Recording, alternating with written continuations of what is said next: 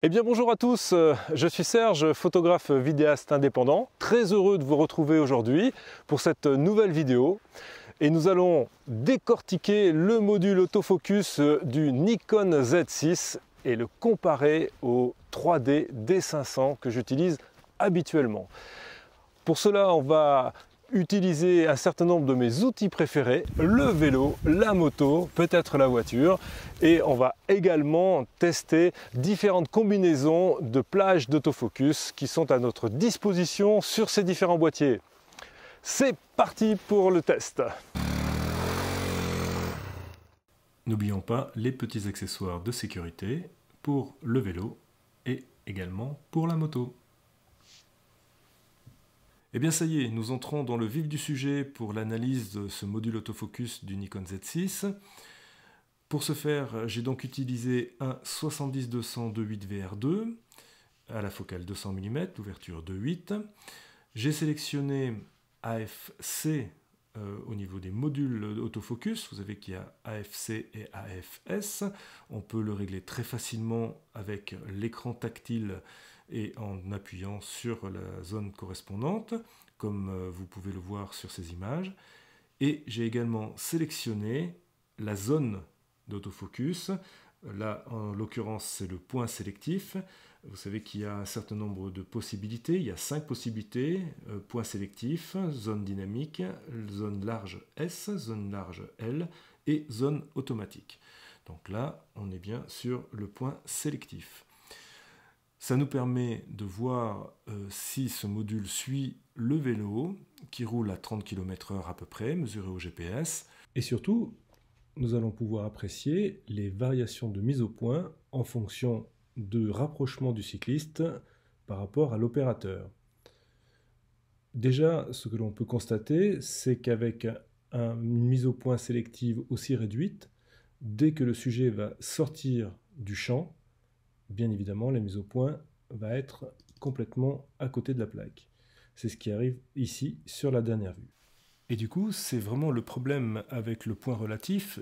Comme il est extrêmement réduit en surface par rapport à la surface totale du capteur, si notre sujet ne se déplace pas exactement là où on a prédéfini l'emplacement de ce point relatif, l'autofocus ne peut absolument pas mettre au point justement sur le sujet qui vient vers l'opérateur.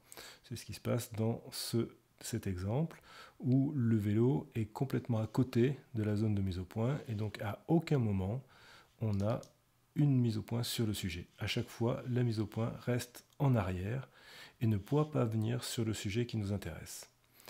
Pour pallier à ça, il n'y a pas 50 façons de procéder, il faut élargir sa zone. Donc on va passer à une zone large S, puis ensuite L, pour vérifier si on peut acquérir de cette façon une mise au point beaucoup plus importante et voir si le sujet peut être mis bien net, y compris quand il arrive plus près de l'opérateur. Alors continuons l'étude des différentes zones à notre disposition. La zone dynamique ne présente que peu de différence au niveau de la surface par rapport à la surface totale du capteur par rapport au point relatif. Donc on va passer directement à la zone large S. La zone large S est bien plus grande que le point relatif et permet bien sûr de pouvoir avoir le sujet dans ce cadre. Et donc là on peut le constater, le sujet est parfaitement net, y compris à une ouverture de 2.8 qui n'a pas une profondeur de champ extrême, même à cette distance. Si on continue la progression à 12 images secondes, maximum de la cadence du Z6, on s'aperçoit que là le sujet est net, il n'y a pas de problème. Il continue à être net dans la mesure où le cadre est bien sur le sujet. Après, bien sûr, plus on se rapproche, là on est quand même sur des distances très très près. Là on voit sur les dernières vues que c'est net au niveau du cadre. Bien sûr, la figure qui est en avant par rapport au cadre n'est plus nette puisque la profondeur de champ est réduite. C'est là un petit peu les limitations de ce mode puisqu'il ne va pas suivre le visage comme on aimerait qu'il le fasse. Il va rester centré là où on l'a prédéfini. Alors la suite logique et normale, c'est bien sûr de passer à la zone large L. Vous voyez que le rectangle de mise au point est plus grand et va nous permettre de suivre plus facilement un sujet, y compris si celui-ci s'écarte un petit peu de la zone prédéfinie. En l'occurrence, là, le sujet est relativement bien centré, donc on peut le voir, la mise au point est parfaite. Et si on se rapproche, la mise au point continue d'être bonne. Je dirais que par rapport à la zone large S, il me semble que c'est un tout petit peu moins rapide. On le voit bien sur les dernières vues. Vous voyez, là, on n'est plus tout à fait net, y compris sur la vue d'avant d'ailleurs. On commence un petit peu à perdre le point. C'est pas tout à fait encore perdu. Là, ça y est, c'est déjà perdu. Et sur la dernière, on est un petit peu limite. Donc j'aurais tendance à dire que pour des sujets très remuants, très rapides, la zone large S me paraît préférable à la zone large L qui serait un petit peu moins rapide. Pour la zone automatique que beaucoup d'entre vous attendent, savoir si elle peut effectivement remplacer le 3D des boîtiers précédents, j'ai donc fait la même démarche, à la même vitesse, sur le même endroit, et j'ai eu des résultats un petit peu aléatoires, il faut bien l'avouer. Là, sur cet exemple, c'est bien.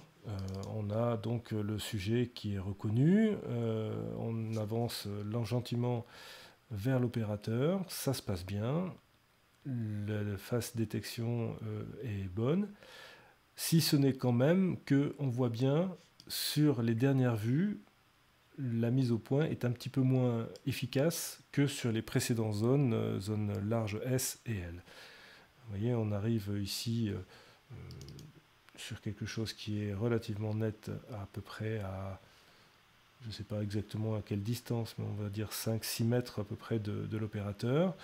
Mais on ne va pas aussi près qu'avec les zones larges S et L. Là, ça y est, on a perdu le point.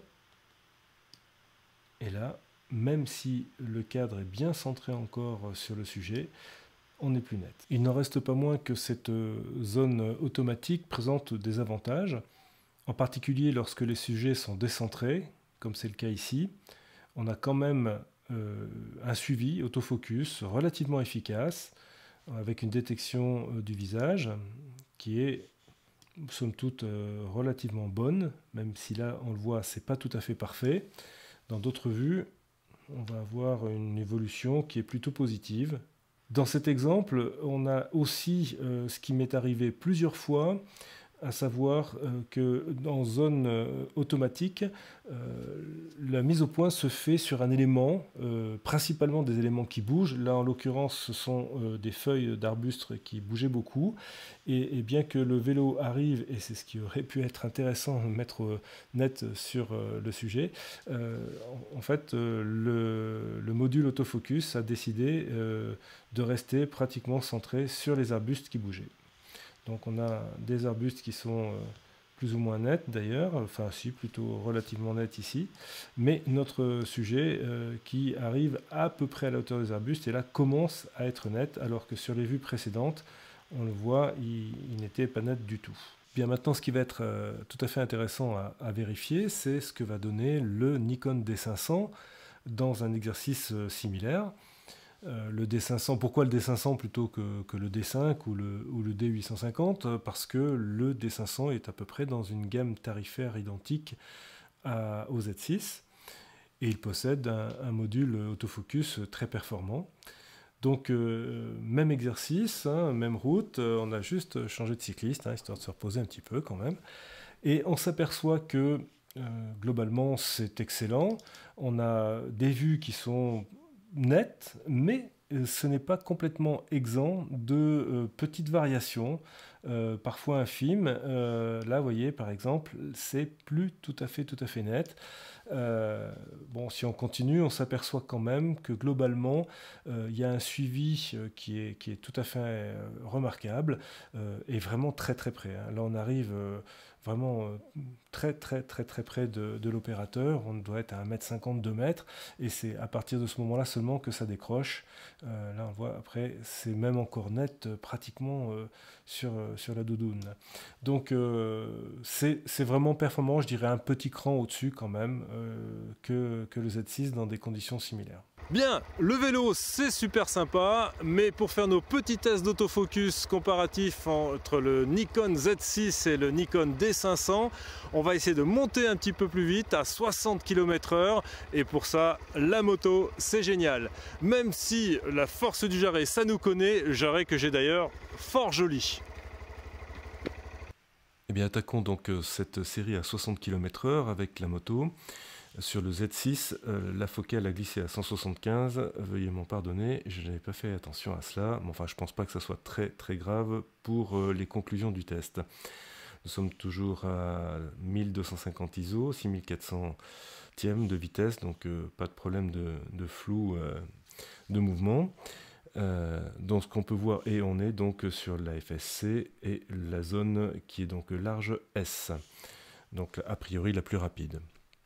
Donc l'acquisition du sujet est très bonne, on va voir qu'on a quand même quelque chose qui est parfaitement net et qui continue à être net dans la série. On est toujours à 12 images secondes et plus on se rapproche de l'opérateur et plus le sujet est net, il n'y a aucun souci de suivi.